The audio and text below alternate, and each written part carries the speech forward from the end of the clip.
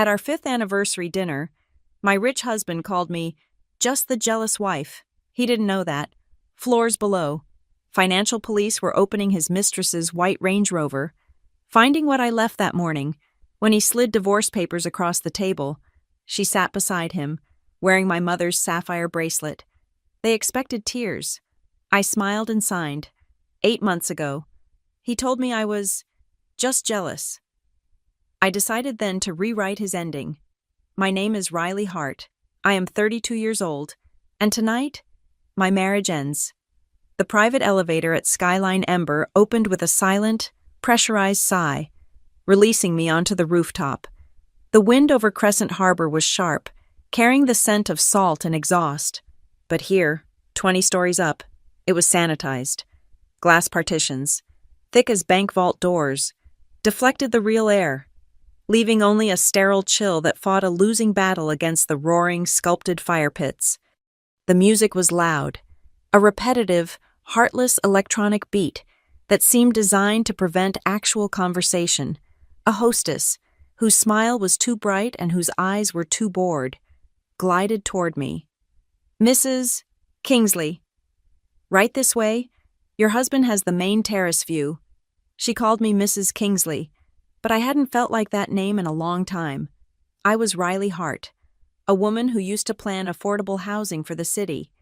Now, I was just the community warrior, as my husband mockingly, lovingly called me in public a quaint accessory to his burgeoning empire. I followed her across the polished stone floor, past tables of people who looked more curated than dressed. They weren't just rich, they were aggressively wealthy, the kind that broadcast their net worth in the shine of their watches and the sharpness of their cheekbones. And then I saw them, my table, our table. It was a long, extravagant banquet table, set for at least a dozen. Grant, my husband, was at the center, holding court. His laugh boomed across the terrace, a sound I once found infectious and now recognized as a performance. He was a handsome man, Grant Kingsley, with the kind of easy, sun-bleached charisma that made people want to give him their money, and they did. Oh, how they did. His hand was resting on the back of a chair, the chair next to him, and in that chair sat Lena Fox. She was poured into a black dress so tight it looked painted on, a slash of fabric against the cream-colored upholstery. Her hair, a shade of blonde that doesn't exist in nature, was a perfect, messy cascade over her shoulders. She was 27, an influencer Grant had hired to architect his brand. She was, in every way, my opposite, and on her wrist, winking in the flickering light of the fire pit, was my mother's bracelet. It wasn't just a bracelet. It was an antique sapphire piece, a heavy, intricate band of dark blue stones and old gold, passed down through 3 generations of women in my family. Women who, as my mother used to say, had to learn to stand up on their own after being knocked down by bad men. I wore it on my wedding day as a promise. Now, it was just an accessory on the wrist of the woman sleeping with my husband. A spike of pure, white-hot acid shot from my stomach to my throat. I swallowed it down, tasting bile. My face, I commanded, stayed still. I had spent the last 8 months mastering this, the art of feeling everything and showing nothing.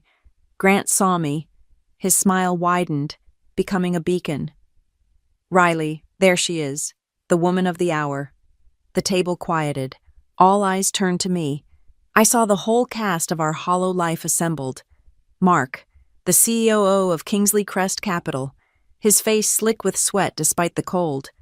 Sarah, the head of PR, who once told me over 2 expensive salads that she admired my authenticity and was now, I noticed, adjusting the angle of her phone on the table, its camera lens pointed squarely at my seat. The Britton brothers, 2 of Grant's principal investors, who looked at me with the same vapid appraisal they gave the wine list. This was not an anniversary dinner. This was an audience. I walked the last few feet, the click of my heels on the stone the only sound besides the thumping bass. I smiled. "Grant, you've outdone yourself." He stood, kissed my cheek, the scent of his scotch, something peaty and over $100 a glass, washed over me. Only the best for my girl. You know Lena, of course. Lena looked up at me, her eyes wide and practiced in their innocence. Riley, she breathed, as if we were old, dear friends. Happy anniversary. And to you, I said, my voice smooth. I let my eyes drift down to her wrist, to the flash of blue and gold. She didn't flinch. She wanted me to see it. And of course, Grant continued, gesturing grandly as I sat down. You know Mark, and Sarah, and the Britons? Riley, Mark grunted, raising his glass. Sarah just smiled, that tight, professional smile that meant she was already drafting the press release for this disaster. Grant sat down, his energy filling the space, smothering everything. I was just telling everyone about your latest project, he said, turning to the table. My wife, the community warrior, still fighting the good fight for those subsidized apartments. The table chuckled, a polite, condescending ripple. They knew, as I knew, that Grant considered my career a joke, a little hobby to keep me busy while he built the world. But, he said, leaning in, his voice dropping to a conspiratorial showman's whisper, I have to admit, she gets a little passionate. I'm a little jealous. He winked at Lena, especially my new star, Lena. She's been convinced for months there's something going on. The laughter this time was louder, more genuine. They were laughing at me, at the quaint, foolish wife who couldn't handle her husband's success, I heard Sarah mutter to Mark. He warned us she was fragile. I just smiled, picked up my water glass, and took a sip. Anyway, Grant boomed, standing up again, his champagne flute raised. Tonight, a night of celebrations, a night for new chapters. He looked directly at me, his eyes cold and bright. And for acknowledging when some relationships have, shall we say, expired their use. Here, one of the Britton brothers mumbled, clearly bored and wanting his steak. Grant remained standing. He reached inside his tailored jacket and pulled out not a gift, but a thick, leather-bound folder. He placed it on the table with a soft, expensive thud. Riley, he said, his voice suddenly all business, all boardroom. We've had 5 good years, but as I said, it's time for new chapters, for both of us. He slid the folder across the table. It stopped perfectly in front of my plate. I looked down at it. It was embossed with the logo of his law firm. On the corner, a small, neon yellow sticker peeked out. Sign here. I looked up. Sarah's phone was no longer on the table. She was holding it, vertically. The screen dark, but the small red light of its camera glowing in the dimness. She was filming me, capturing the moment for the company archives, or perhaps just for her own amusement. I could feel their collective breath, held in anticipation. They were waiting for the explosion. They were waiting for the tears, the accusations, the screaming. This was the show they had come for. The crazy, jealous wife finally breaks down in public, the perfect end to their week. A story to be whispered over brunch tomorrow. I opened the folder, divorce papers. Of course, I flipped the first page, and the second. My eyes scanned the text. It was all there, a generous, he would call it, severance package, one that came with a non-disclosure agreement so suffocating I wouldn't be able to tell my own mother's ghost what he'd done, a clause that waived any and all claims to Kingsley Crest Capital, a section that transferred the title of our house, The Craftsman, on Sycamore Ridge, the one I'd rebuilt with my own hands, the one with the garden I'd wept into a newly formed trust. My eyes found the name of the trust's sole beneficiary, Lena Fox. I felt a strange, cold calm settle over me. It was the house is on fire and I must save the cat kind of calm. Grant leaned in, his voice a low paternal growl under the music. Don't make a scene, Riley. It's all there. I've been very, very generous, considering. He glanced at Lena, then back at me. You're just jealous.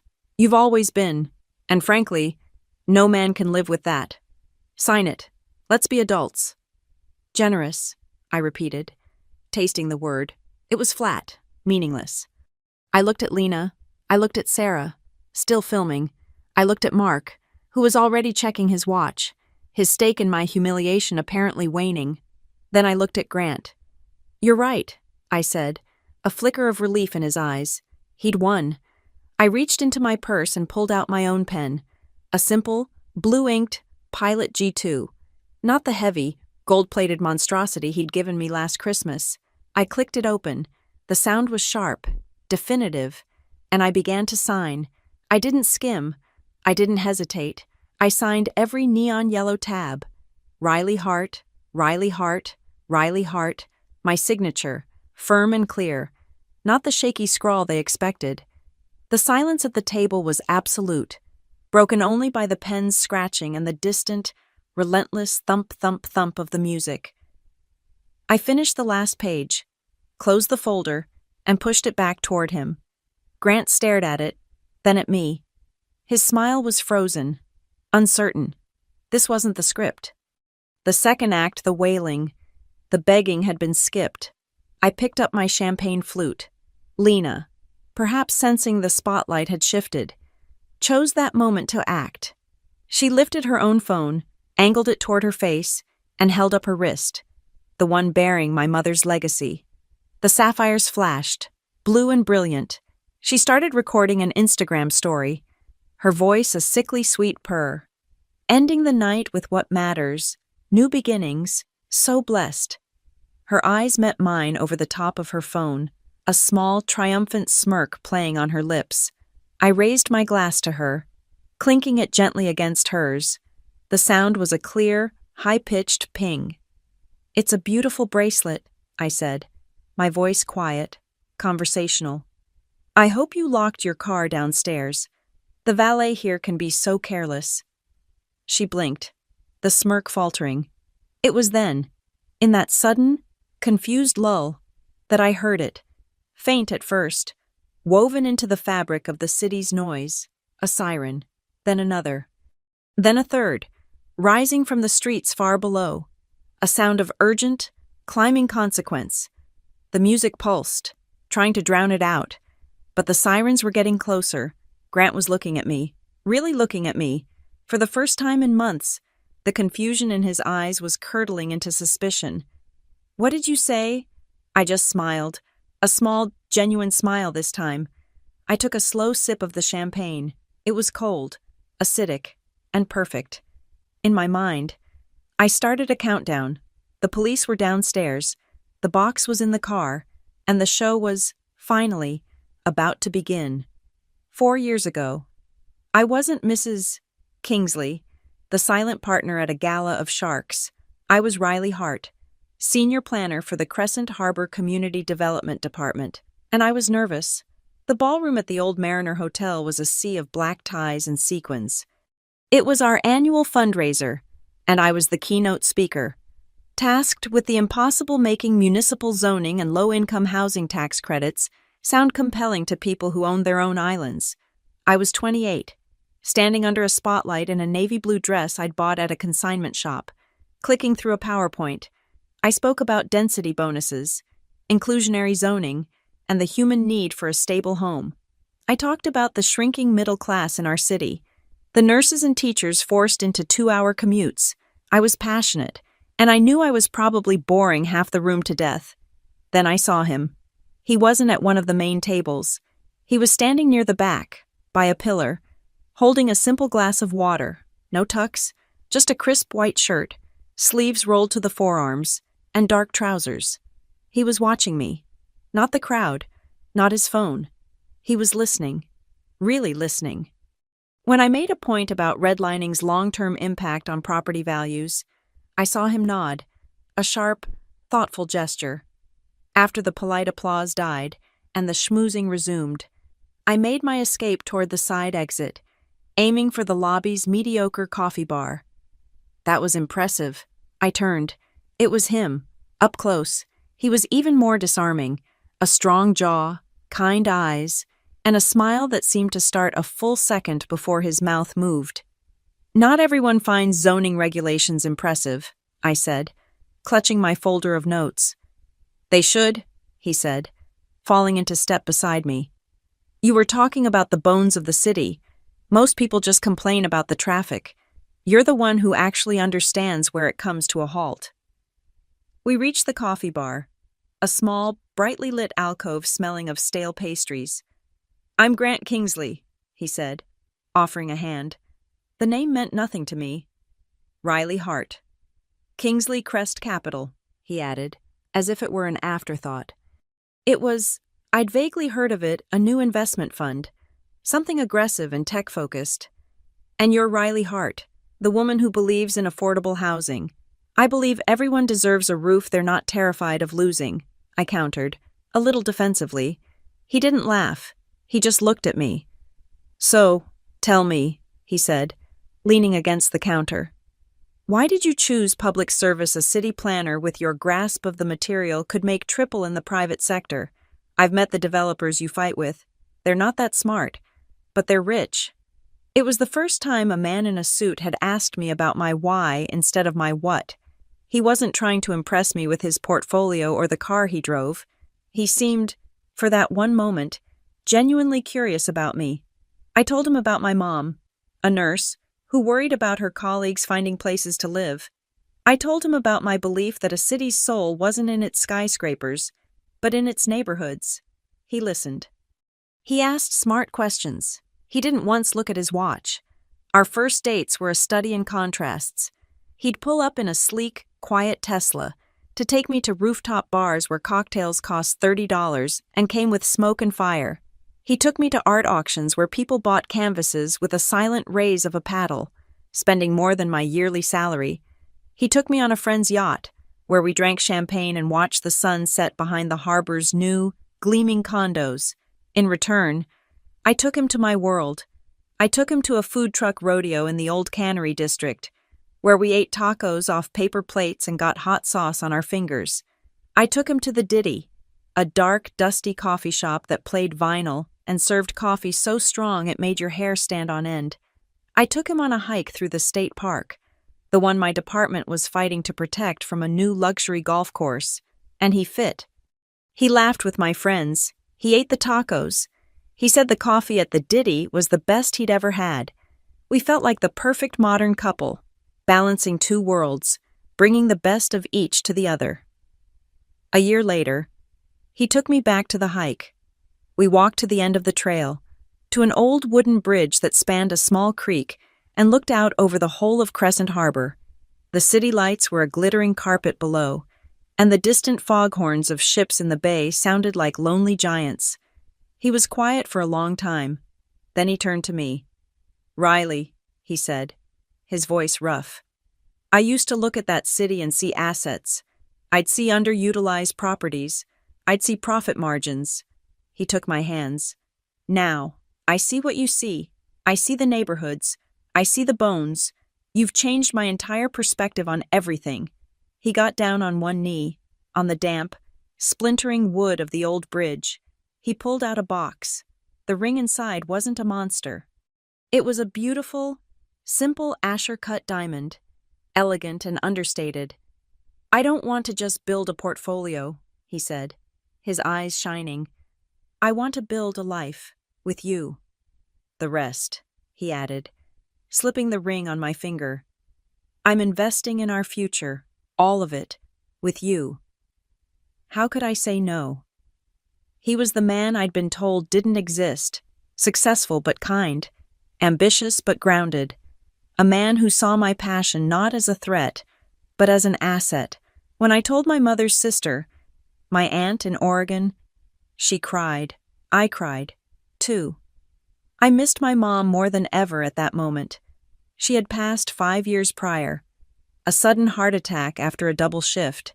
She was a nurse, a giver, a woman who had spent her life taking care of everyone else before she died. She had given me the bracelet.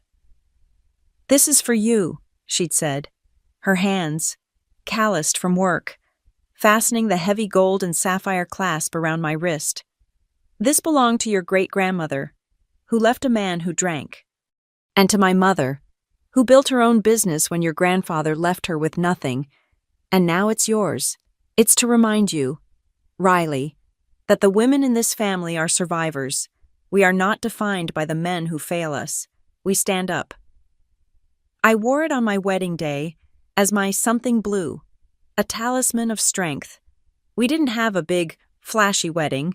We got married in my aunt's backyard in suburban Oregon. It was simple, perfect. We strung fairy lights between the oak trees. We had a barbecue pit and a local band that played blues. Grant's wealthy partners, in their linen suits, looked a little out of place next to my cousins in flannel. But everyone laughed. Grant himself was radiant in a simple blue suit. No tie. He charmed my cynical aunt. He played catch with my 7-year-old nephew. The toasts were full of hope. My aunt raised a glass of cheap sparkling wine and called him a good one. His best man, Mark, called Grant a golden entrepreneur who, against all odds, managed to keep his heart. We bought a house, a beautiful, tumbling down 1920s craftsman on Sycamore Ridge, overlooking the bay.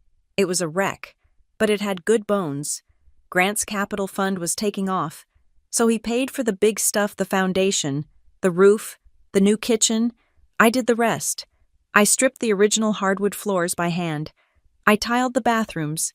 I planted a garden in the terraced backyard, my hands sinking into the rich, dark earth. We were a poster child for the new American dream. We were a team. Our life was curated. Yes, but it felt real.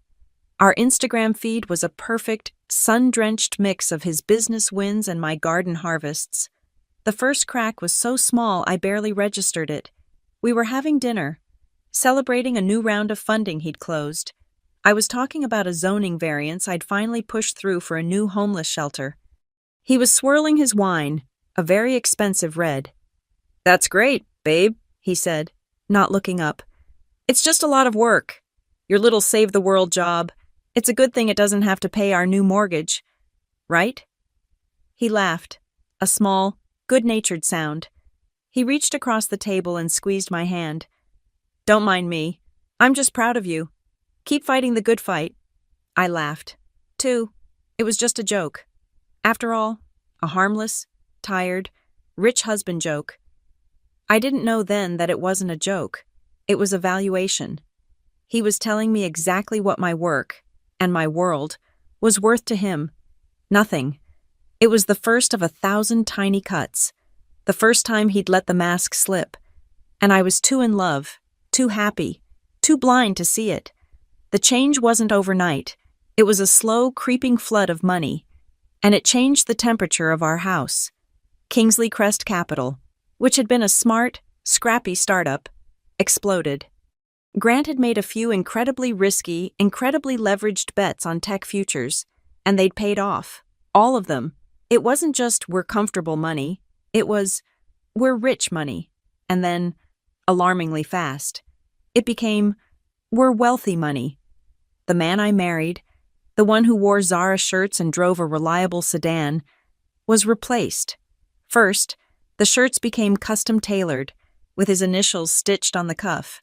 Then the sedan became a deep green Jaguar, a sleek, purring predator of a car that he claimed was a necessary business expense for his image. Our quiet dinners at home were replaced by obligatory appearances at galas, fundraisers, and restaurant openings where the food was more conceptual than nourishing. Grant, the man who had listened to me talk about zoning, was now Grant Kingsley, the wunderkind of Crescent Harbor, the man with the Midas touch, and he loved the role. With this new image came a new team. "I can't just be a numbers guy anymore. Riley," he'd announced one night, scrolling through his phone. "I need a narrative." He hired a brand architect. Her name was Lena Fox. She was 27, with $1 million smile and an Instagram feed that was a masterpiece of curated authenticity. She was an influencer who sold online courses about being a self-made woman and manifesting your financial destiny. Her job, as Grant explained it, was to polish his public image, to pivot him from ruthless investor to community-focused philanthropist.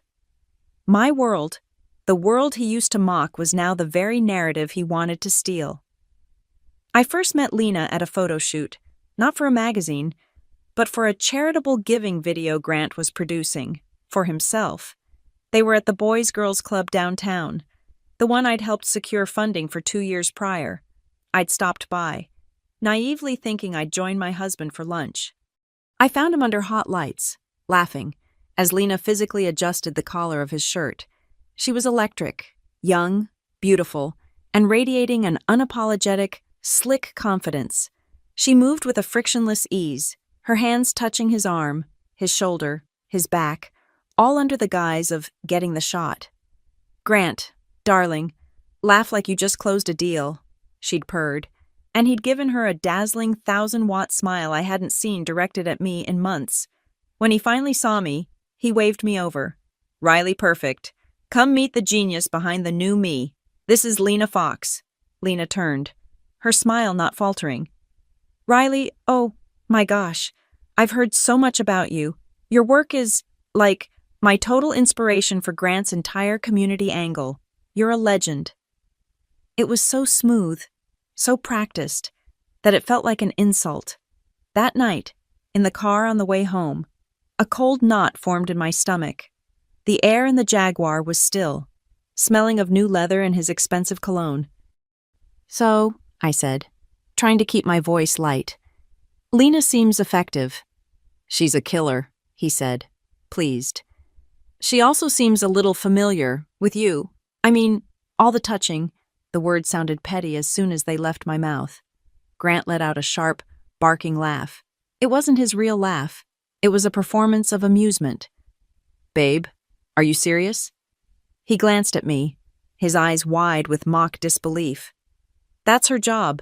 Her job is to make me look warm, approachable. She's a brand architect, not a librarian. You're not getting jealous, are you?" It was the first time he'd used the word. It landed like a small, sharp stone. "No," I said, too quickly. "Of course not. It was just an observation." "Good," he said, turning the music up, ending the conversation. "Because that would be crazy." A few weeks later, I went to get my gym bag out of his car. It was late. After 10 at night, he was on a conference call in his home office, the door shut. I opened the passenger door of the Jag, and in the dim garage light, something on the floor mat caught my eye. A single earring, a small, gold hoop. Not mine. I never wore gold hoops. Lena, however, had been wearing an identical pair at the photo shoot. I picked it up. It was warm, as if it had only recently been dropped. I stood in the silent, cold garage, the small piece of metal pressing into my palm, my heart beating a slow, thick drum. I walked into his office without knocking. He was on his laptop, no phone to his ear. He looked up, annoyed. "I'm working."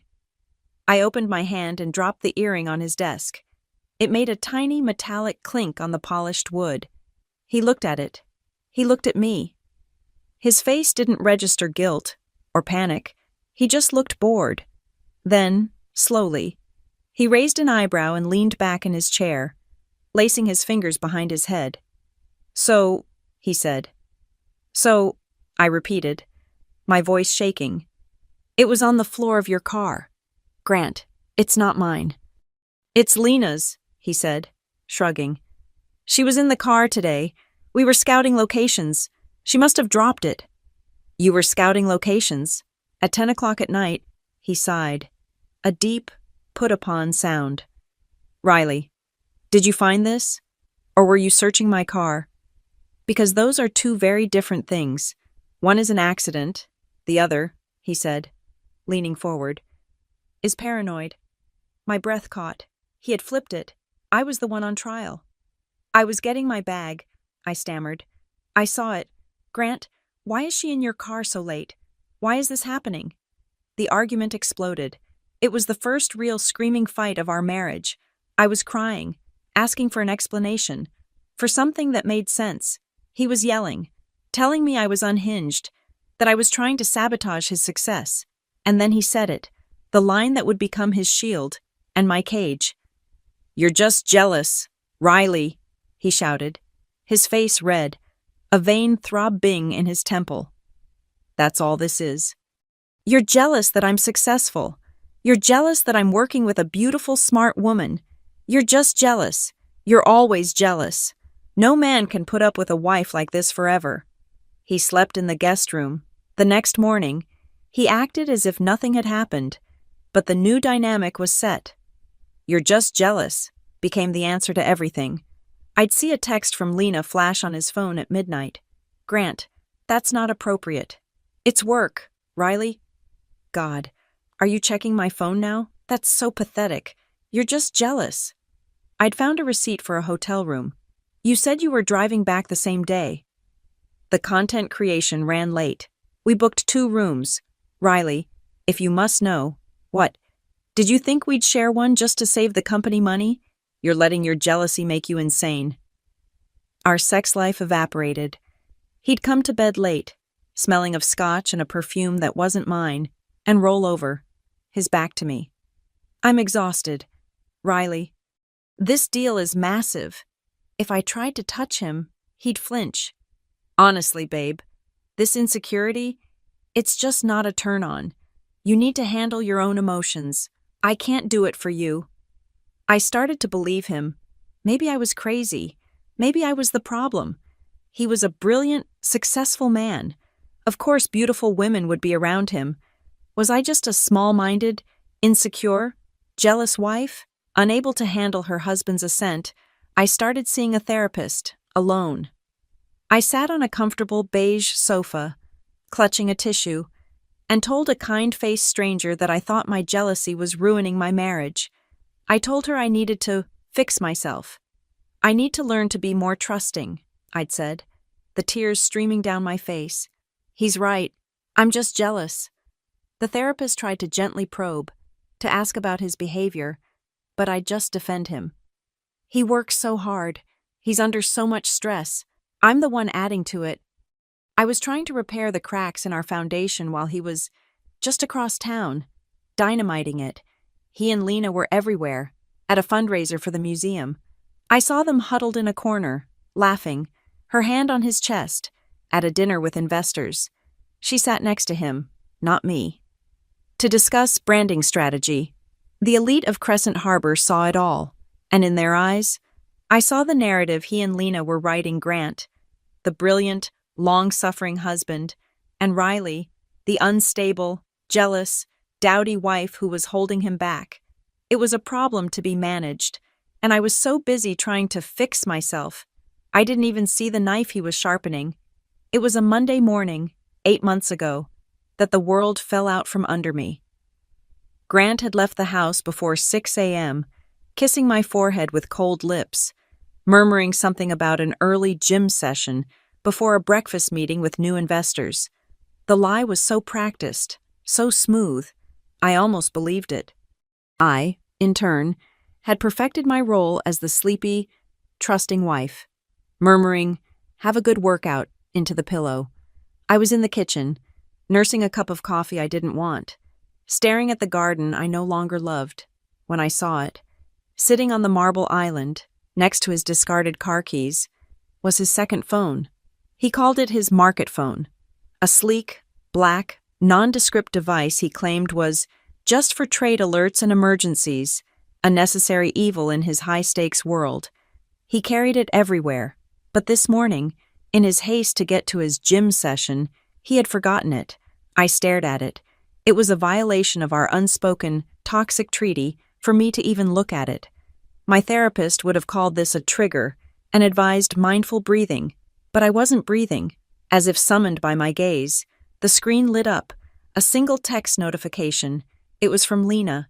The preview on the locked screen was bright, clear, and utterly devastating. It read, "The view from our new apartment was amazing last night. I almost feel sorry for his wife. I didn't feel a thing. It was a strange, hollow sensation, as if I were watching this happen to someone else." My hands, I noticed, were perfectly steady as I picked up the phone. The room was silent except for the hum of the refrigerator. I needed the password. My mind raced. His birthday, the company's founding date. And then, a wave of nausea. So profound I had to grip the counter. Hit me. I knew the password.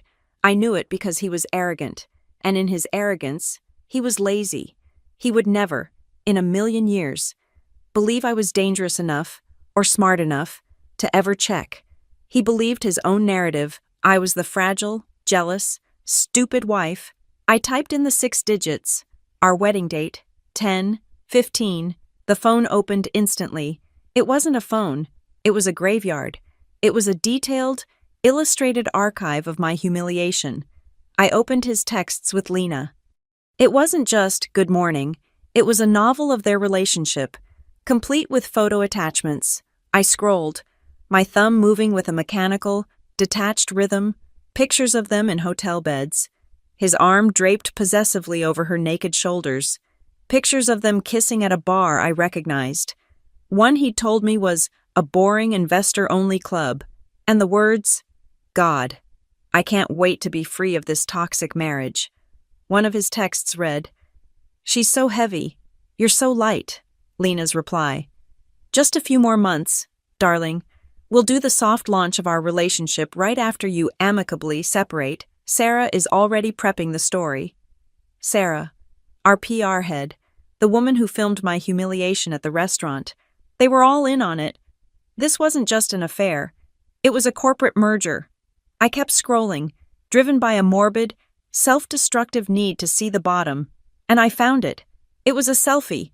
Lena, in the driver's seat of a gleaming white Range Rover. The sun was hitting her face. Her sunglasses were pushed on top of her head, and her smile was one of pure, unadulterated triumph. Her left hand was on the steering wheel, and her right hand was lifted, displaying her wrist. The caption read, Thank you for everything, my love, and for this incredible vintage bracelet. You have the most amazing taste. I'm the luckiest girl in the world. There, on her wrist, under the filter, was my mother's bracelet, the sapphire bracelet, the one that represented 3 generations of female survival, the one I had, foolishly, taken off and put in our secure home safe, a safe he clearly had the combination to. He hadn't just given his mistress a trinket, he had given her my history, he had given her my mother's strength. That's when I finally got sick. I ran to the kitchen sink and threw up, a violent, empty retch that left me shaking, my forehead pressed against the cold, unfeeling steel. The shock lasted for perhaps 10 minutes. It was a hurricane, a total leveling of everything I thought I knew, and then, as the storm passed, something else took its place, a coldness, a still, silent, Arctic calm, the kind of calm that comes after a forest fire, when the ground is nothing but ash and blackened, pointed sticks. I was no longer jealous. I was no longer sad. I was simply done. I washed my face, pulled my hair back, and made a second cup of coffee. This time, I drank it. Then I went to my laptop. The phone was an emotional betrayal. But my gut, that cold, new, calculating thing, told me the phone was just the beginning. All this money, all this secrecy wasn't just for an affair. I opened my web browser and navigated to the Kingsley Crest Capital Investor Portal. It was a sleek, encrypted website I had only ever seen over Grant's shoulder. Don't worry your pretty head about this, babe, he'd always say, patting my hand. It's just boring numbers. I'll handle it. I needed a password. The wedding date didn't work. His birthday didn't work. Then I remembered, a night, months ago. He'd been on a call with his IT guy, complaining. He'd barked the password into the phone. It's Sycamore Ridge 1 with a capital S and the number 1. How many times do I have to tell you? He'd changed it since, surely, I typed it in. Sycamore Ridge 1. The portal opened. I wasn't an investor, so I had no portfolio. But I clicked on corporate governance, internal documents, fund management, and I found my name. It was everywhere. Riley Hart, not Riley Kingsley, my maiden name. I was listed, on a series of notarized and filed legal documents, as the president, CEO, and sole director of an entity called the Harbor Impact Trust, a community-focused trust fund, a philanthropic vehicle, the kind of thing a community warrior wife would, on paper, be perfect to run. I had never seen it. I had never heard of it. I had never been to the notary's office listed on the stamp. I looked at the signature line, where Riley Hart was scrawled in a blue, confident line. It was my signature, a perfect, flawless forgery. My hands started to shake, but not with fear, with rage. I clicked on the Financials tab for this trust I supposedly ran. My trust. My blood ran cold. The statements were a map of a crime. I saw it instantly. A simple, brutal logic. Large sums of money, hundreds of thousands of dollars, were being transferred from Kingsley Crest client accounts into a series of anonymous LLCs, shell companies. From those shells, the money now washed was donated into my Harbor Impact Trust. And from my trust, the money was reinvested into a series of high-risk, experimental real estate projects that, when I checked their incorporation papers, were all owned, secretly, by Grant. He wasn't just cheating on me, he was robbing his clients, and he was using my name, my reputation, my good person credentials, as the weapon. He was laundering his stolen money through a fake charity he'd built in my name, and if it all came crashing down, whose signature was on the documents, whose name was on the CEO's door? Riley Hart, the jealous, unstable, fragile wife. Who would believe she hadn't been in on it?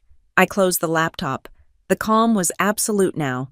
I picked up my personal phone, the one he didn't know about, and I called my cousin Morgan, who worked as a criminal prosecutor in Chicago. "Morg," I said, my voice perfectly even. "I'm in trouble, and I need a lawyer." I spent the next hour taking screenshots, photographing the phone screen, downloading the financial statements, and emailing them to Morgan from a new, encrypted email address. He called me back 20 minutes after I'd sent the last file. He wasn't the "hey cuz" Morgan I'd grown up with. He was a prosecutor. "Riley," he said, his voice flat and terrifying, "do not speak to him. Do not touch anything else. This isn't a divorce. This is a crime scene. From what you've sent me, this looks exactly like a multi-million-dollar money laundering scheme. And legally, you're not a victim. You're standing right in the middle of it." "What do I do?" I whispered. "You're going to get a lawyer," he said. "Not a family lawyer, not one of my colleagues. This needs to be civil. For now, I know a person.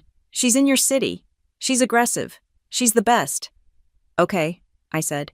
"She'll call you in 5 minutes from a block number. Her name is Amelia Price. Tell her everything. Riley, everything."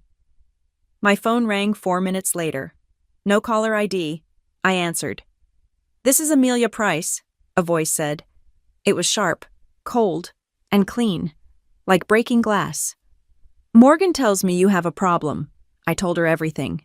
The affair, the texts, the bracelet, the investor portal, the fake trust, the forged signature, the money. I spoke for 15 minutes without interruption. When I was done, there was a long silence on the line. "Well," Amelia Price finally said, "this is a spectacular mess. He didn't just light a match. He built a bomb and put your hand on the detonator." She paused. "I have one question for you, Mrs. Kingsley, and I need you to be very, very honest. Do you want to walk away clean, or do you want him to have nowhere left to stand?" I looked at the black and dead screen of Grant's second phone. I thought of my mother's bracelet on Lena's wrist. I thought of my name, my signature, being used to destroy me. "I want him to have nowhere left to stand," I said. "Good," Amelia said, "because clean was never an option. Here's what we do next." Amelia Price's office was on the 42nd floor, in a steel and glass tower that looked down on the entire Crescent Harbor skyline. It was so high up, the city noise was just a faint, abstract hum. It was a place designed to make you feel small. It was a place of power. She sat behind a vast, empty desk of dark, polished wood. There were no family photos, no file stacks, just a laptop, a phone, and a single, perfect glass orchid. She was in her 50s, with sharp gray hair cut into a severe bob, and eyes that seemed to see right through the story I was telling and into the fear and rage beneath. I had given her the condensed version, holding back nothing. When I finished, She was silent for a full minute, her fingers steepled, her gaze fixed on the harbor below. "He's not just a cheat, Mrs. Kingsley," she said finally, her voice cutting into the silence. "He's a fool, an arrogant, dangerous fool, and he has built a cage for you with your own name." She swiveled her chair to face me, her eyes locking onto mine. "Morgan was right to send you to me, but you need to understand what you are asking for. This isn't a divorce. This is a war. If we start this, if we make one move, there is no going back. He will try to destroy you. He will paint you as crazy, as complicit, as the criminal. He will use every dollar he's stolen to do it. So I ask you again, and you will not lie to me in my own office. Can you handle that?" The woman who had walked into therapy 8 months ago would have dissolved. The woman who had been trying to fix her marriage would have apologized for taking up Amelia's time. But I was not that woman anymore. That woman had been incinerated in the kitchen, her ashes washed down the sink. "I don't want to just be treated fairly, Ms. Price," I said, my voice as cold and still as the glass orchid on her desk. "I want justice." Amelia's thin lips curved into something that was not quite a smile. "Good. That I can work with. Justice is expensive, and it is slow, but it is very, very satisfying. Your first bill will be for $10,000 as a retainer. Your second will be for introducing you to Noah Feld." Noah Feld's office was the exact opposite of Amelia's. It was in a squat, gray building in an industrial park on the other side of the river, tucked between a plumbing supply warehouse and a delivery depot. The air smelled of server room fans and stale coffee. The office was one large, chaotic room filled with whirring computers, whiteboards covered in diagrams, and towers of binders.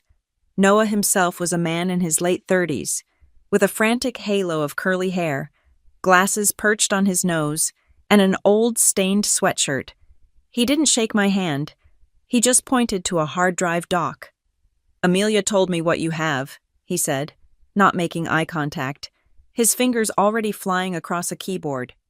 "You've got the laptop? Plug it in. Give me the passwords you used, all of them, and the printouts. Give me all the printouts you've got." I spent 2 hours with him, feeding him the login I'd found, the screenshots from Grant's second phone, the printouts of the financial statements I'd managed to get from the Harbor Impact Trust portal before I logged out forever. He said almost nothing, just and interesting, his eyes darting between 3 different, massive monitors. He called Amelia's office 3 days later, asking for a conference call. I was there, in Amelia's sterile room, when his voice came over the speakerphone, crackling with a manic energy. "He's not just arrogant, he's lazy," Noah said. No preamble. "He's laundering, all right, and he's funneling it, just like Mrs. Kingsley saw. But it's the pattern. He's making transfers from at least 4 different client funds, and the transfers are all the same $499,500 every single time." "Just under the $500K mark," Amelia said, nodding, "the automatic reporting threshold for the SEC. "Exactly," Noah chirped. "He thinks he's being clever, keeping it just under the wire so no red flags go up, but a dozen transactions for the exact same, weirdly specific amount. That's not caution, that's a signed confession. He's practically drawing a map for us." "And the signatures?" I asked, my voice tight. "Ah, my favorite part," Noah said. "I had Mrs. Kingsley's driver's license signature scanned, and the signature from her passport, and a few checks she'd signed for Amelia's retainer, real-world examples. Then I looked at the board meeting minutes for the Harbor Impact Trust, the ones signed by Mrs. Kingsley as CEO. He paused, clearly for dramatic effect. "They're forgeries, but they're too good." He used a high-res digital copy. "Every single signature on every single document for the last 18 months is identical, pixel for pixel. No human being on Earth signs their name exactly the same way 5 times in a row, down to the millimeter." He didn't even bother to introduce variations. He just copied and pasted. He had, quite literally, copied and pasted my name onto his crimes. The next step was the most terrifying. Amelia made the arrangements. We have what Noah found. It's enough to get their attention, but we can't be the ones to make the first move. This has to come from inside the government. I have a contact. The meeting was in a federal building, a place so beige and anonymous it screamed authority. We weren't allowed to bring our phones in. We were escorted to a small, windowless conference room. A man was already waiting. He wasn't in a suit. He was in a simple gray polo shirt and khakis, and he looked like he hadn't slept in a week. He introduced himself as Cole Ramirez, an investigator with the Financial Crimes Unit. He didn't offer us coffee. He just opened a folder. "Amelia, good to see you," he said. "Mrs. Kingsley." He didn't call me Mrs. Kingsley. He called me by my married name, but it sounded like an accusation. "We've been looking at Kingsley Crest Capital for 6 months," he said, his voice flat. "We've had tips, unhappy investors, rumors of over-leveraging, but he's good at hiding. His books, the ones he shows us, are clean." He leaned forward. "And then, you," he said, looking at me. "The Harbor Impact Trust, an entity we'd never heard of, run by the founder's wife. We see this all the time. The wife, the brother, the kid. They're the useful ones who don't know anything when it all goes bad." "She is a victim," Amelia cut in, her voice sharp. "Right now," Cole said, not breaking eye contact with me. "Mrs. Kingsley is the CEO and sole director of a trust that, on paper, has laundered millions of dollars. As it stands, she's not the victim. She's my primary target." My blood turned to ice. "But," he continued, "I am a practical man. I don't care about the spouses. I care about the sharks. You, Mrs. Kingsley, have access. You live in his house. You have the laptop, the passwords, the motive." He slid a single piece of paper across the table. "You cooperate fully. You become our eyes and ears inside that house. You give us the hard evidence we need, the real books, not the fake ones, letters, internal emails, anything that proves he knew what he was doing. You give us Grant Kingsley, and we can make sure the U.S. Attorney's Office understands your position as a cooperating witness. We can protect you from prosecution." "And if I don't," I whispered, "then you're on your own, and when we finally do kick in his door, we'll be kicking in yours too." I looked at Amelia. She nodded, just once. "We cooperate," I said. "Good," Cole said, closing the folder. "One more thing. No games, no planting evidence, no creative revenge fantasies. You are a witness, not a vigilante. You will get me hard proof of what he is already doing. You will record conversations if legally able. Amelia will advise. You will get me documents. You will be my asset. Are we clear?" "Yes," I said. When we were back in Amelia's car, the silence was heavy. "He's right," Amelia said. "We have the what. We don't have the how. We don't know where he keeps the real records." "I think I do," I said, my mind suddenly flashing to the earring. "The late-night scouting locations." "Amelia," I said, "I think we need to watch Lena." "That," Amelia said, a small, grim smile returning, "is an excellent idea." Amelia's next hire was Javier Ruiz. He was an ex-cop, a man who had spent 20 years in surveillance before retiring and starting a very lucrative, very discreet private investigations firm. He was built like a refrigerator, had a face that looked like it had been carved from old wood, and he said maybe 10 words in our first meeting. I told him about Lena. I told him about the white Range Rover, the one Grant had leased for her through the company. "He seems to trust her," I said. "And that car." "They all get sloppy," Javier said, his voice a low gravel. "The girlfriend's car is the new Swiss bank account. They think it's invisible." His first report landed on Amelia's desk a week later, in a thick brown manila envelope. No email. Javier didn't trust email. Amelia opened it. Inside were photographs, dozens of them. The first set was what I expected.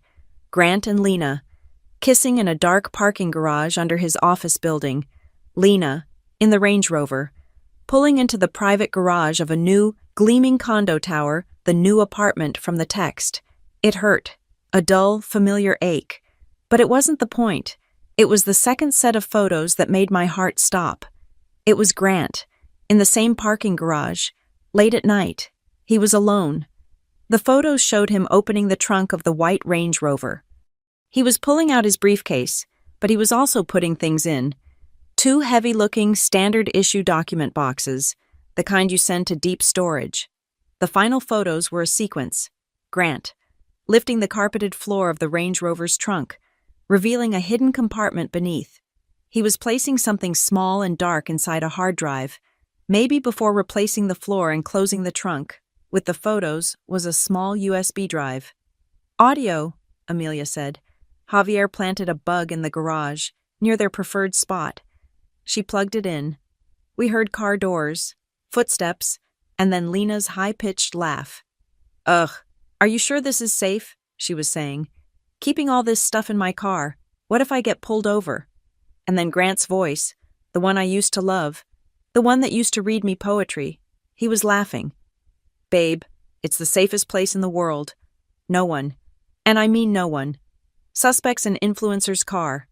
The cops are looking for briefcases and bank vaults. They're not looking for a trunk full of your gym clothes and makeup? He paused, and I heard the thud of a box being set down. This Range Rover, he said, his voice dropping, is my mobile safe. And you, my dear, are the perfect, beautiful, unsuspecting guard. Amelia and I looked at each other. The air in the room was electric. Grant was right. No one would ever suspect the car. No one except the jealous wife he'd spent the last year telling me I was. He had just given us the key. Go home, Amelia had commanded, her voice void of sympathy. Be the wife he thinks you are. Be the wife he wants. The one who is a little broken, a little sorry, and completely under his thumb. Your jealousy is the only thing he respects about you, because he thinks it's a weakness he can control. So, give it to him. Apologize. It was the hardest performance of my life. I went back to the house on Sycamore Ridge, the house built on lies and my forged signature. I waited until that evening, and I cooked his favorite meal, osso buco, a rich, complicated, time-consuming dish I hadn't made in over a year. He came home late, smelling of Lena's cloying perfume and expensive whiskey. He saw the table set, the candles lit, and stopped, suspicious. What's all this? He asked. I took a deep breath, summoning the ghost of the woman I used to be.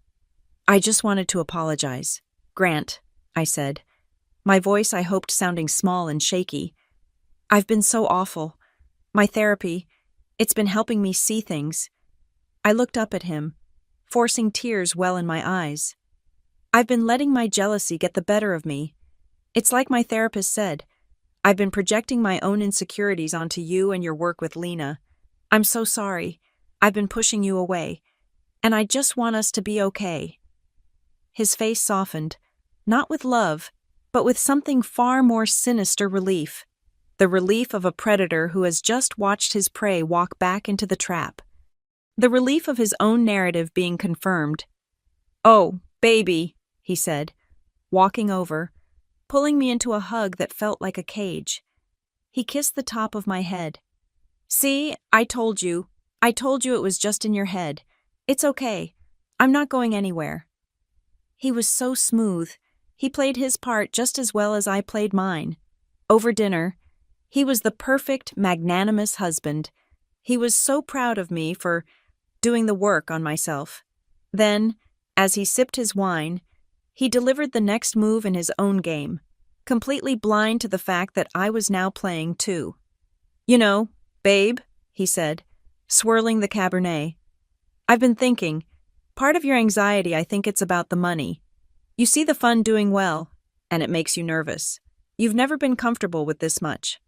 I guess, I murmured, playing along.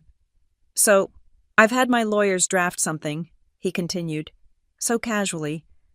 Just to give you peace of mind, we'll separate our finances, just on paper. You'll have your own accounts, your city salary, I'll have the fund. That way, you're not legally, entangled. It'll make you feel less stressed. less worried about all the moving parts. It's just a formality to make you feel safe. My blood ran cold. It wasn't a gesture of peace. It was his next crime. He was trying to legally sever me from the assets before he drained them, before the entire thing collapsed. He was building his escape hatch, and he was handing me the blueprints, thinking I was too stupid to read them. "That's so thoughtful, Grant," I whispered, letting a single tear of what he assumed was gratitude roll down my cheek. "Thank you. That would make me feel much safer." In my head, I heard Amelia's voice. Record, document, note the date, the time, the conversation. I was mentally adding intent to defraud a spouse to the growing list. That night, our new dynamic began. He was victorious, and therefore generous. He started going out more, networking, and closing deals, which I now knew meant nights at Lena's new condo. He left me alone in the big, beautiful house on the hill. He had made a terrible mistake. He'd left me alone with his files. While Grant was out drinking scotch with his friends or sleeping in his mistress's bed, I was working. I'd wait until after 1 a.m. I'd go to his home office, the one he'd always kept locked and was now, in his renewed arrogance, leaving open. I had a portable scanner, a thin, wand-like device I'd bought with cash and kept hidden in a box of old college textbooks. I became a ghost. I scanned everything. I was meticulous. I wasn't just looking for the Harbor Impact Trust anymore. Cole and Noah already had that. I was looking for intent. I was looking for the why and the how. I found it, not in a single, dramatic document, but in 1,000 tiny, damning pieces. I found the real investor letters, tucked away in a mislabeled folder. Not the glossy, optimistic ones that went in the official mail, but the private email chains. I read them, my stomach tightening with every line. Emails to his largest, oldest investors, the ones who had trusted him for years. He promised them guaranteed safe withdrawal from volatile funds. Even as I could see from the statements I'd scanned that those funds were already hollowed out. The money long gone, washed through the Harbor Impact Trust and into his private, high-risk projects. He was lying, in writing, to everyone. Each scanned document, each screenshot of an email, was a new nail in his coffin. I didn't save them on my laptop. I took the SD card from the scanner, walked to my car in the dark garage, and plugged it into a small burner laptop. From there, I'd upload the files, one by one, to the encrypted, secure server Cole Ramirez had set up for me. Every click was a fresh spike of adrenaline. I lived in a state of constant, low-grade terror, my ears strained for the sound of his Jaguar pulling into the drive. By day, the performance continued. We were, to the outside world, the comeback couple. We attended galas. We hosted dinners. I was the perfect, smiling, supportive wife. My jealousy cured.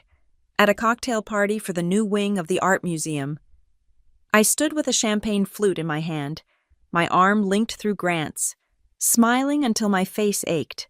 He pulled Lena onto the small stage with him during his patron's speech, introducing her not as his brand architect, but as the creative genius and compassionate heart behind the Kingsley Crest Community Outreach. Lena glowed, her hand on his arm, and I saw them. The looks, the other wives, the partners' wives, the older women on the museum board. They'd look at Grant and Lena, then they'd look at me, and I'd see it pity, pure, condescending pity. They all saw the story he wanted them to see: the brilliant man, his vibrant new partner in crime, and the sad, aging, dowdy wife who was just trying to hang on. The whispers had done their work. I was the jealous, unstable one. I was the past. I just kept smiling. I let them pity me. Pity was a shield. No one saw the wolf under the sheep's clothing. Meanwhile, Javier's reports kept coming. He was focused, as I'd asked, on the Range Rover. His reports became my nightly reading, far more interesting than Grant's files.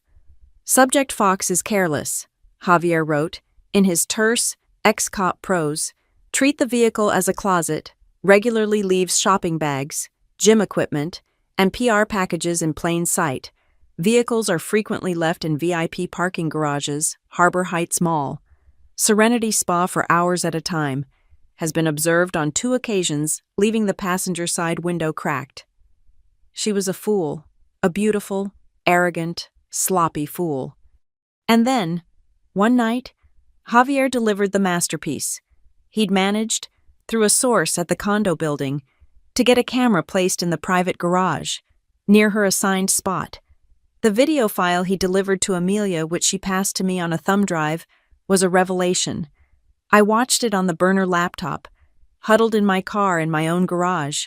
The video was grainy, time-stamped at 2:36 a.m. Grant's Jaguar pulled in, followed by the white Range Rover.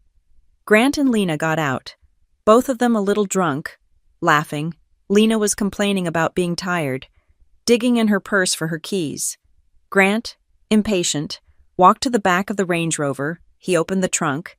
He moved a gym bag and a dozen shoe boxes, and then he did it. He put his fingers under the edge of the carpeted floor and lifted. The false floor came up, revealing a dark, shallow compartment beneath. The mobile safe. It was full. I could see stacks of paper, a few leather-bound notebooks, a small, dark rectangular object, a hard drive. Lena, on her phone, finally looked up. "Are you done yet?" "Honey, I'm exhausted." "Relax, babe," Grant said, his voice tinny on the audio. He took a manila envelope from his briefcase, dropped it into the compartment, and replaced the false floor. He patted it, like a good dog. "See safe and sound. Now, let's go." Lena just sighed, not even glancing at what he'd done. She had no idea. She was the guard, and she didn't even know what she was guarding or where it was kept. I watched the video 3 times. My heart wasn't pounding with fear. It was pounding with a new, sharp, crystalline clarity. I'd been so focused on getting the evidence. I'd been focused on what was in the car. I had been thinking too small. I looked at the video, at Grant's smug, confident gesture as he patted the floor of the trunk. He wasn't just hiding documents. He was hiding his entire, arrogant, criminal soul in that car. The car wasn't just a container for the evidence. The car was the evidence. It was the high-tech, mobile, meticulously documented crime scene he had built for himself. And he'd handed the keys to a woman who left the windows cracked. A new idea began to form. An idea that went far beyond what Cole Ramirez had asked for. An idea that wasn't just about justice. It was... I admitted to myself in the cold, dark garage, about revenge. We were a war council, convened in the beige, windowless room of Cole Ramirez. The table was littered with foam coffee cups, Javier's surveillance photos, and printouts of Noah Feld's flowcharts, which looked like the paranoid diagrams of a madman. "He's consistent," Noah said, tapping a photo of the Range Rover's trunk.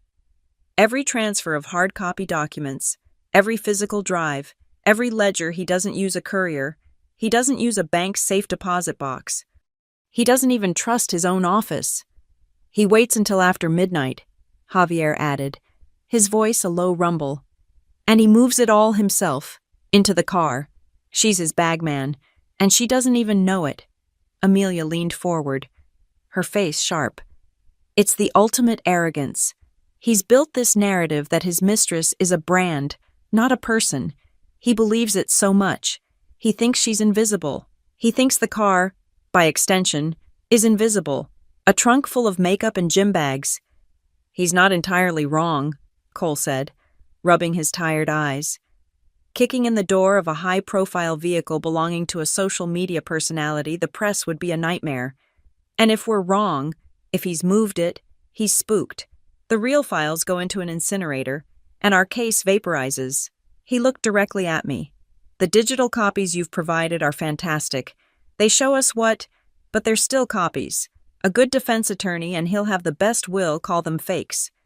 They'll say you, the jealous wife, fabricated them." He tapped the photo of the open trunk compartment. "What's in that box are the original ledgers, the notebooks, the physical hard drive with his private server backups. That is the primary evidence. We need it. We need to seize it with a clean, legal warrant. and we have to do it at the perfect moment. So he has no time to react, no time to claim it was stolen. The problem was the warrant. We needed probable cause to search that specific car for those specific items. We couldn't just tell a judge, "We think the evidence is in the trunk." "We need to get eyes inside that trunk," Cole said. "Legally." "Which we can't do without a warrant," Amelia countered. "A catch-22. Cole sighed. "We need to know the evidence is there to get the warrant, but we can't look for it without the warrant." The opportunity came 3 days later. Not from a wiretap, but from Instagram. Javier's phone buzzed. He pulled it out, looked at the screen, and slid it across the table to Amelia. It was Lena's latest story, a video of her. Fluffy white robe, a glass of champagne, a serene smile. The filter was aggressive, making her skin glow. The caption read, "Taking a me day." 3 hours of bliss. Self-care blessed Serenity Spa. She had tagged her location Serenity Spa, in the exclusive Harbor Heights shopping complex. "She's there," Javier said. "VIP entrance. My source at the garage confirms the white Range Rover. Plate L. Fox CEO. Entered the private VIP parking level 10 minutes ago. She's booked for the Empress package. That's a 3-hour minimum, sometimes 4. The car isn't moving." Amelia's eyes lit up. "The Harbor Heights garage. Javier, you've been there." "It's a rabbit warren," he said. "But the VIP level is quiet. Minimal staff, mostly automated. Perfect for privacy. Perfect for us." Amelia looked at Cole. "This is it. But we need a legal pretext. We can't just break in." "We don't have to," Amelia said, a slow, predatory smile spreading across her face. She looked at me. "Riley, you are, on paper, the CEO of the Harbor Impact Trust." "Correct." "The fraudulent CEO." "Yes," I said. "That's the best kind," Amelia said. "Cole, what if the CEO of this trust, having discovered financial irregularities, chose to fully cooperate with a federal investigation? What if she signed a sworn affidavit stating that she believes evidence of these irregularities, specifically corporate ledgers, hard drives, and financial documents, are being stored, without her permission, in a specific company-leased vehicle?" Cole stared at her. "She'd be giving us permission to seize corporate assets." "Exactly," Amelia said. "She, as CEO, is requesting you seize the property of the trust she runs. It's not a search, it's a recovery. We can get a judge to sign a seizure warrant based on a CEO's affidavit and Noah's financial reports, right now." Cole was already dialing his office. "Get that affidavit written. Amelia, I'll get the warrant. But I still have a problem. I can't execute it until I am positive the items are in that car. Right now. This warrant is a single-use bullet. If I send my team in and the trunk is empty, Grant gets a notification from his lawyer, and the game is over." "So we don't execute," Javier said, looking at Cole. "Not all of us. The plan was beautiful in its audacity. Cole would get the official warrant, signed and ready, based on my affidavit as CEO Riley Hart, but he would hold his team back. Javier, meanwhile, would go in alone. He wasn't law enforcement. He was a private investigator, a concerned citizen. Amelia had called him, with a wink. "I have a key," Javier said simply. "While she was at the dealership last month for service, I had a source clone her electronic key fob. I can get in. No alarms, no broken windows. I go in. I open the trunk. I lift the false floor. I use my phone, take a picture of what's inside, and I email it to you. Cole, I don't touch anything. I just look. The moment you receive that photo, you have visual confirmation. You have your probable cause to activate the real warrant whenever you choose." "That's legally gray," Cole said. But he was nodding. "It's silver," Amelia corrected. "And that's all we have." Within an hour, Javier was on the move. We sat in Amelia's office, the three of us, Amelia, Cole, and me, staring at a single, silent phone on the speaker. The tension was so thick, I felt like I couldn't breathe. My hands were clasped so tightly my knuckles were white. This was the moment, The entire, elaborate, 8-month-long tower of cards would either stand or fall. The phone buzzed. An email alert, Cole's hand, surprisingly steady, tapped the screen. He opened the email. It was from Javier. No text, just 4 high-resolution photographs. The first was a wide shot of the open trunk Lena's pink gym bag, a pile of shopping bags from a store called Aura, and a yoga mat. The second showed the floor panel lifted. The third was a close-up of the dark compartment beneath. It was exactly as we'd seen in the surveillance video. Leather-bound ledgers, stacks of manila envelopes, a black, external hard drive. The fourth was a close-up of a label on one of the ledgers. It read, KCC, Private, 2025, Projections. Jesus, Cole breathed. He's not even using code. Amelia let out a long, slow breath. Congratulations, Riley. We have the bomb. Cole was already on his feet. I have what I need. The warrant is active. We can take the car, right now. No, I said. They both turned to look at me. No, I said again, my voice stronger. The sight of the photos, of the evidence just sitting there, it hadn't just relieved me, it solidified something in me. Cole, you said it yourself. He'll say I faked it. He'll say I planted it. He'll say the jealous wife set him up. We have a clean warrant, Mrs. Kingsley, Cole argued. We have the chain of custody. You have his evidence, I said. You don't have my story. He's been telling the world for a year that I'm crazy. When you arrest him, what's his first, best defense? That his crazy wife did it. We have to take that away from him. What are you suggesting? Amelia asked, her eyes sharp, curious. I pointed to the photo of the compartment. There's room in there. He's the one who's arrogant. He's the one who's sloppy. He thinks no one is looking. So I'm going to add something, not fake evidence, not something to frame him, something to explain to him. I went home. I took a thin, brushed aluminum document box, one I'd bought for my old college papers. I had the logo of the Harbor Impact Trust, the one he'd designed professionally printed on a vinyl sticker and affixed to the lid. Inside, I didn't put anything illegal. I told the truth. I printed copies of the emails I'd downloaded, the ones where he'd promised safe passage to investors from hollowed-out funds. I printed Noah's side-by-side comparison of my real signature and the pixel-perfect forgeries. I printed the financial statements showing the money flowing from his clients, through my trust, and into his private projects. And on top, I placed a single, handwritten letter. It was addressed to whoever finds this. It began, If I disappear, or if I am found dead, please start here. My husband, Grant Kingsley, is not who he says he is. I am the CEO of this trust, and I did not sign these papers. I am cooperating with the authorities. This is the proof. I sealed the box. The next part was almost laughably easy. Javier's surveillance told us Lena spent every Tuesday afternoon, from 3 to 5, at a downtown content creation studio, filming her podcast. She always took an Uber, not wanting to deal with the downtown parking. The Range Rover sat in the VIP garage under Grant's office building, the garage where I, as Mrs. Kingsley, was a familiar face. I had a key fob. I'd been there 100 times. At 3:30 on Tuesday, I walked into the garage, carrying my thin aluminum box under my arm, just like I was carrying files to my car. The security guard at the booth, a man named Marcus, just waved. Afternoon, Mrs. Kingsley. Hi, Marcus?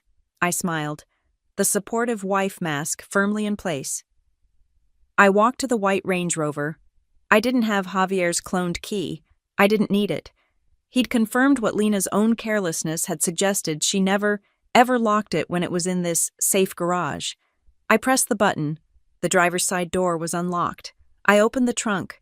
The smell of her perfume and old gym clothes hit me. I moved the shopping bags, lifted the false floor. The ledgers and the hard drive were all there, just as they had been. He hadn't touched them. Why would he? They were safe. My heart was a hammer against my ribs, but my hands were steady. I placed my slim aluminum, logo-emblazoned box right on top of his stack of ledgers. It fit perfectly. I closed the false floor. I replaced the gym bag and the yoga mat, exactly as they had been. I closed the trunk. As I walked away, I felt a strange, cold lightness. It was like I had just buried a small, neat coffin. But it wasn't me inside it this time. It was Grant's name. It was his reputation. It was the entire, glittering, fraudulent world he had built, and I had just added the eulogy. It was Grant who suggested it, just 2 weeks after I'd planted the box. He did it on a Sunday, over coffee, the perfect picture of a modern, conscious husband. "Babe," he'd said, not looking up from his tablet.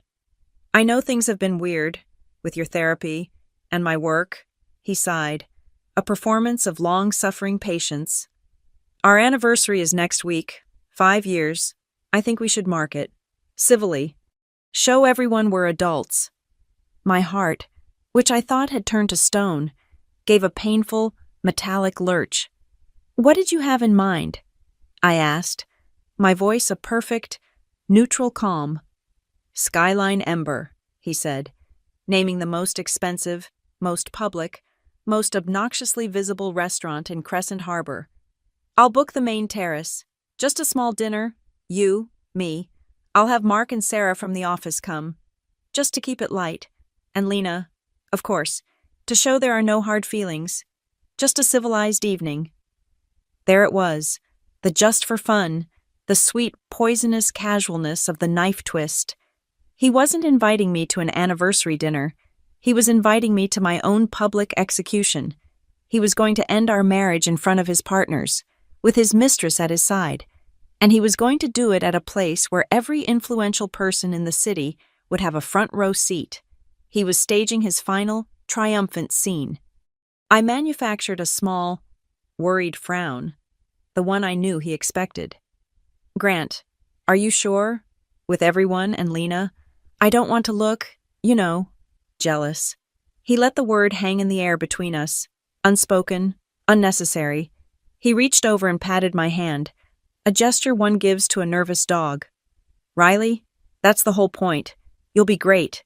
You'll be mature. You'll just be good. And everyone will see that you're fine, that we're both fine. It's the best way to handle this." "Handle me." "Okay, Grant," I whispered. "If you think it's for the best, a civilized dinner." "That's my girl." He'd smiled, victorious, and gone back to his tablet. My first call was to Amelia. My second was Cole Ramirez. "It's the finale."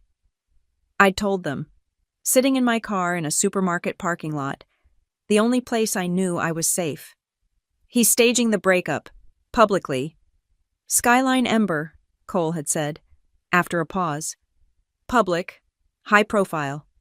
He'll be there for hours, distracted, performing for the crowd.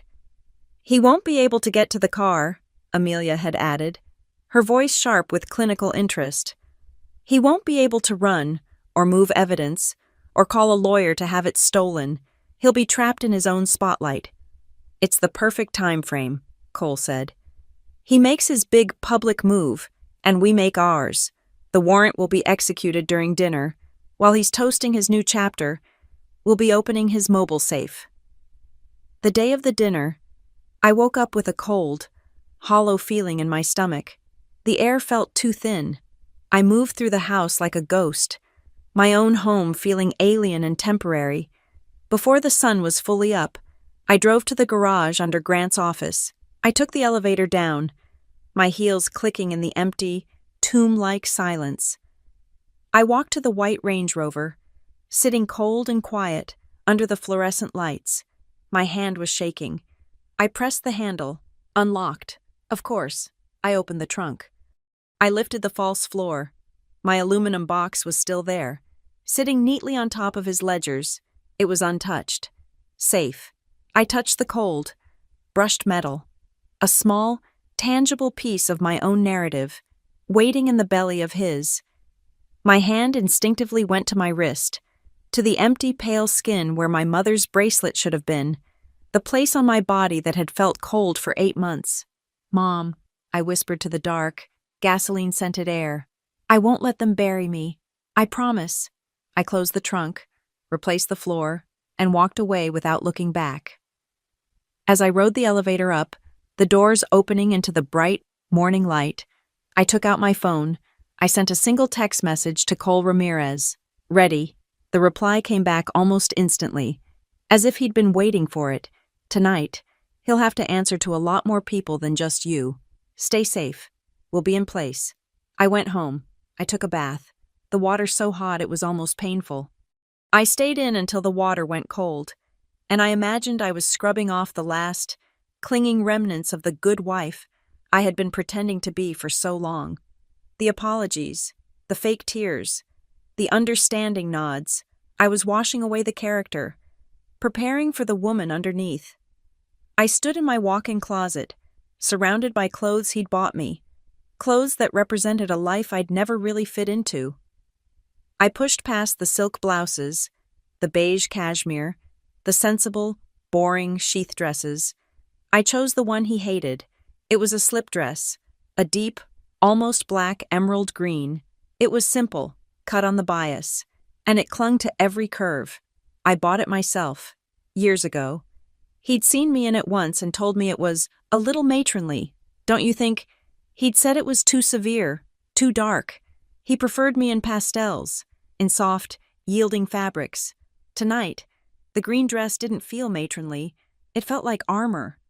I sat at my vanity, the vanity he'd had custom built for me, and I put on my mask, not a dramatic one, the opposite. I applied my makeup with a light, steady hand, a little concealer, a brush of mascara, a neutral lip. My face needed to be a blank canvas. It needed to be normal. It needed to be the face of the woman they all expected to see, the calm, perhaps slightly sad, but ultimately managed wife.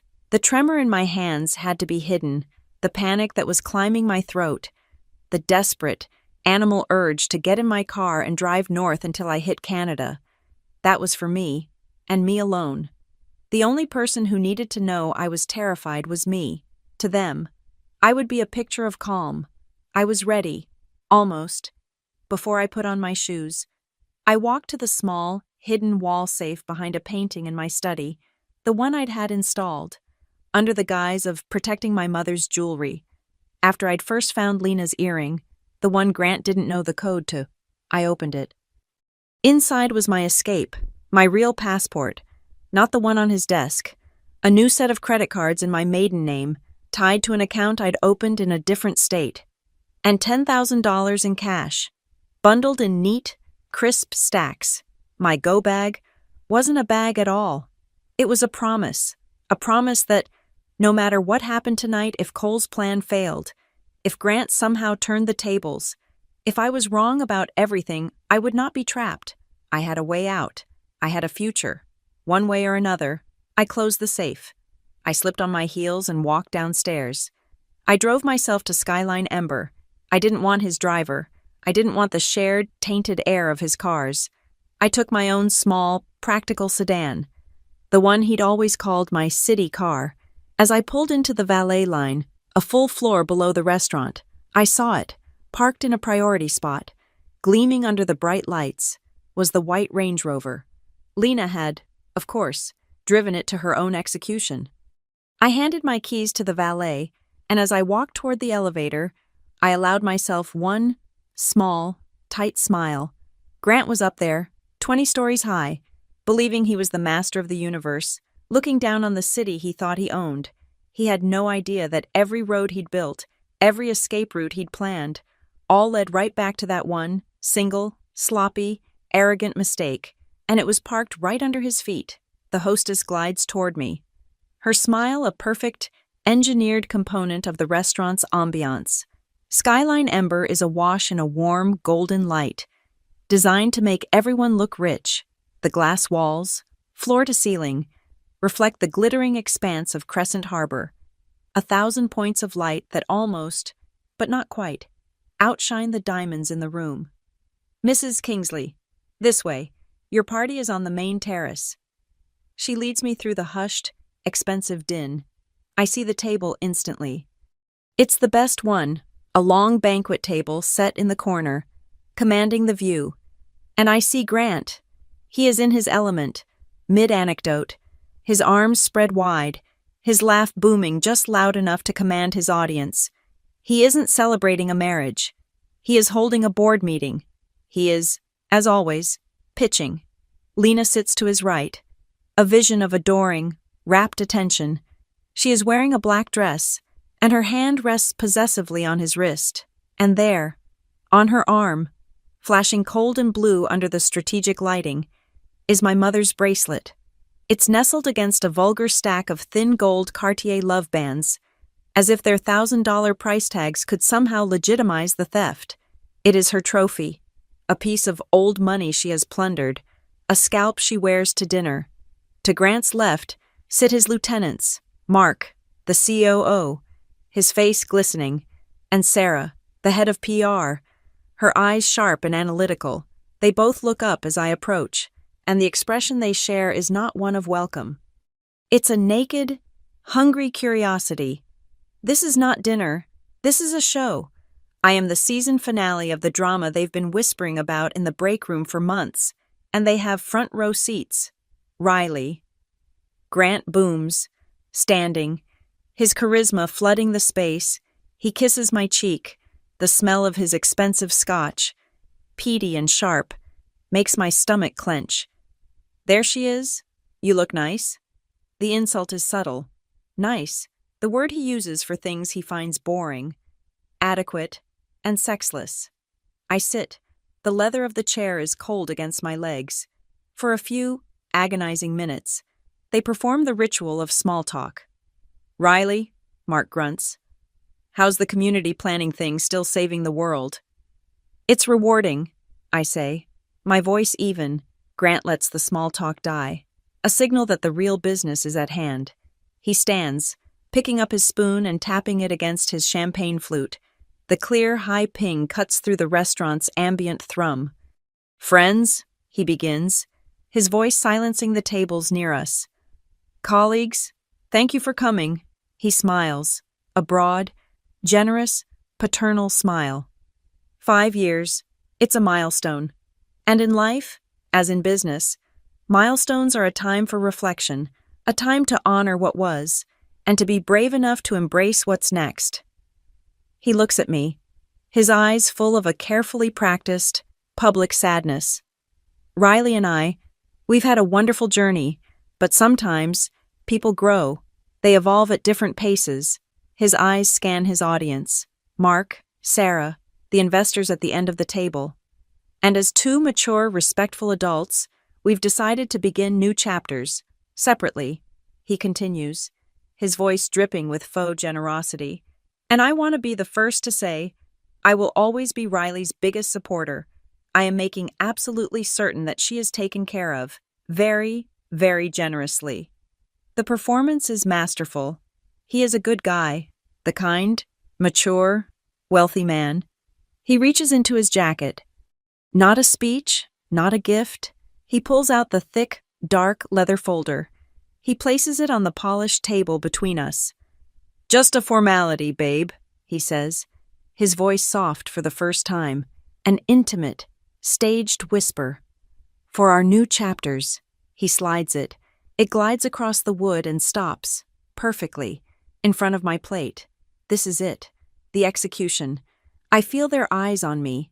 I feel the weight of Sarah's phone, which I can see is now resting on her lap, its camera lens pointing at my face. I open the folder. I don't bother with the first few pages. The standard boilerplate of irreconcilable differences. I flip to the back, to the appendices, to the financial addendums, and there it is, page 6, section 4, Harbor Impact Trust, a single, dense paragraph, written in impenetrable legalese, but I don't need to be a lawyer to understand it. I am the one who sat with Amelia. I am the one who read Noah's reports. It's a full comprehensive transfer of liability.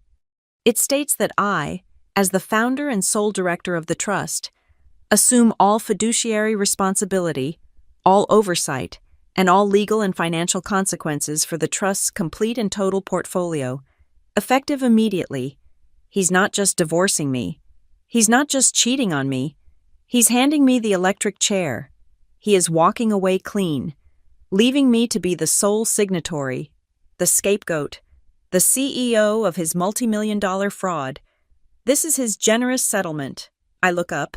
My face is, I am sure, completely white. I feel nothing, just a vast, cold emptiness. Grant sees my stillness and mistakes it for the prelude to a breakdown. He leans in, his smile gone, his voice a low, furious hiss that only I can hear. Don't make a scene. Not here. We talked about this. His eyes are like chips of ice. We talked about your jealousy. It's done, Riley. I've been more than generous. He nods at Lena. They believe in my vision. You just wouldn't grow up. Lena, seeing her cue, leans in from the other side. Her perfume is a suffocating wave of vanilla and musk. I just hope you find your own happiness, Riley, she whispers, her voice a perfect, empathetic purr, practiced from 1,000 self-help podcasts. Truly, you shouldn't hold on to him with all this negative energy. You deserve to be free, too. This is the moment. The entire table is holding its breath. I see a waiter, holding a silver tray loaded with desserts, frozen a few feet away, afraid to intrude on the visible, toxic gravity of our table. Sarah's phone is no longer on her lap. It's propped up, angled perfectly, the small red dot of the recording app glowing in the dim light.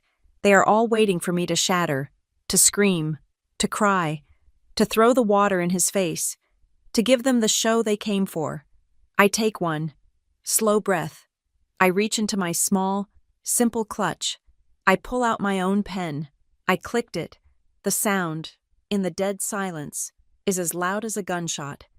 I flip back to the first page. I found the first neon yellow sign here sticker. I write Riley Hart. My signature is firm, clear, and fast. I flip to the next page. Riley Hart. I flip to page 6, section 4, the page that signs my life away. I sign it, with a small flourish. Riley Hart. I signed the last page. I close the heavy leather folder. I push it back to the center of the table with my one finger.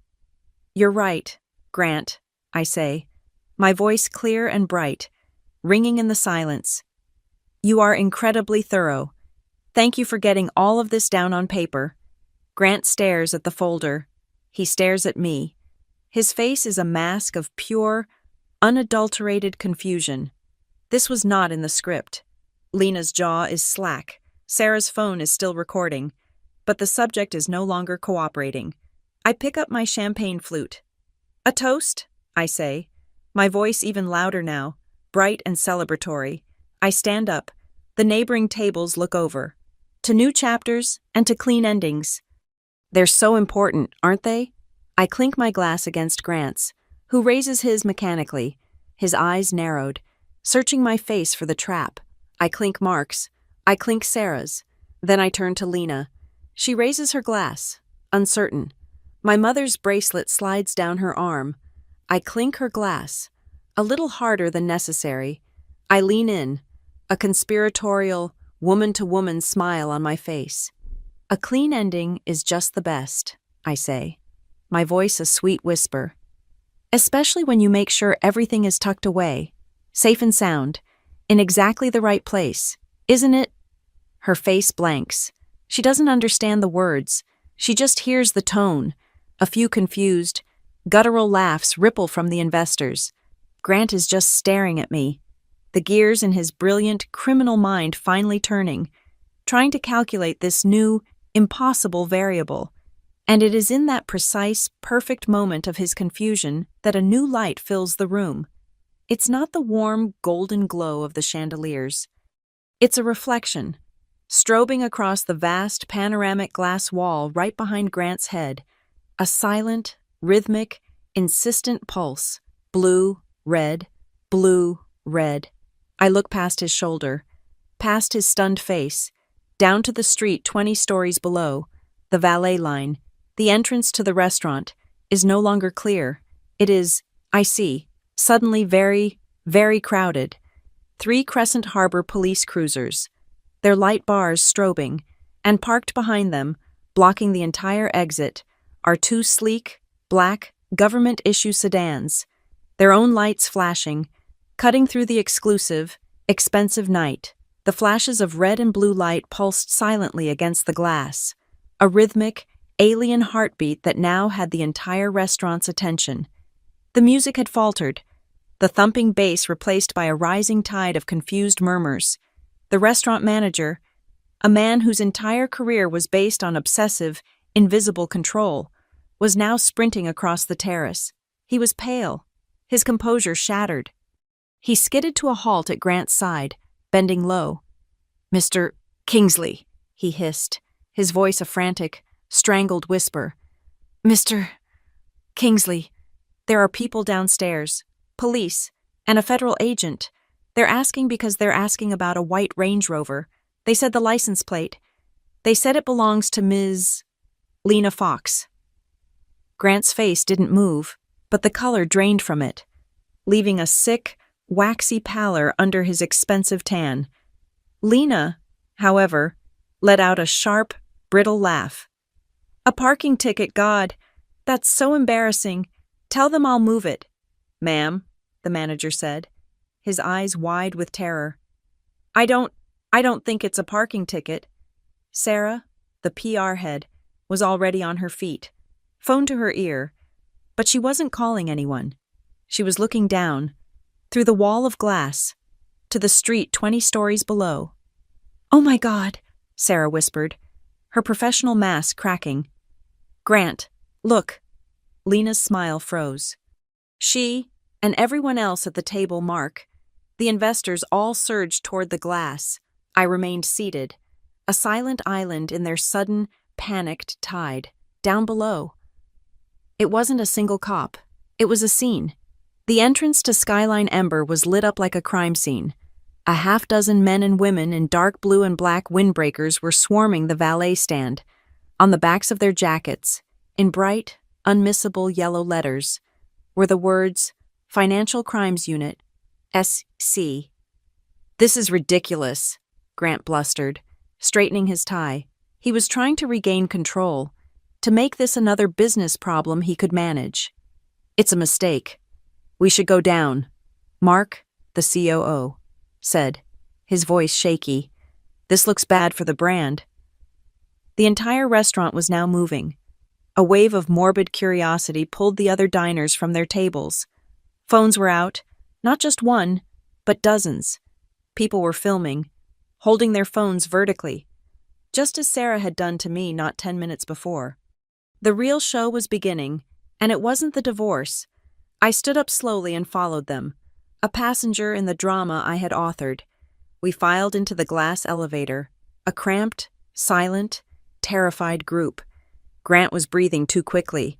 Lena was visibly shaking, her fingers worrying the edge of her clutch. The elevator doors opened onto the chaos of the ground floor lobby. The air was cold, smelling of the night and car exhaust. The crowd of diners spilled out onto the sidewalk, forming a half circle, a digital age amphitheater, their phones held high, and in the center, under the harsh glare of the police lights, was the white Range Rover. A man I recognized instantly, Agent Cole Ramirez. His face impassive was standing by the trunk. He was speaking to a uniformed officer, who was holding Lena's valet key tag. "Ms. Fox," Cole called out, his voice cutting through the noise. Lena just whimpered. "Ma'am," Cole said, walking toward her. "We have a warrant to search this vehicle in connection with an ongoing financial investigation. We're going to need your personal key fob, now." I, Lena stammered, fumbling with her purse. I have nothing to hide. It's just my car. It's just a misunderstanding." She was crying, her voice pitching high and hysterical as she handed her keys to a female officer, an investigator, wearing blue latex gloves, took the fob. He clicked it. The trunk of the Range Rover popped open with an expensive, hydraulic sigh. The crowd pushed in. I could see them, the officers, and their movements methodically. They pulled out Lena's pink gym bag. They pulled out a large, empty shopping bag from Aura. They pulled out 3 identical cardboard PR boxes from a makeup brand. "It's just my stuff," Lena wailed, You're ruining my stuff. Then, one of the officers, the one in gloves, stopped. He ran his hand over the carpeted floor of the trunk. He tapped it, near the back. Once, twice. The sound was flat. He tapped it again, near the side. The sound was hollow. "Ramirez," he called. Cole nodded. The officer took a small pry tool from his belt and, with a single, practiced movement, hooked it under the edge of the carpeted panel and lifted it.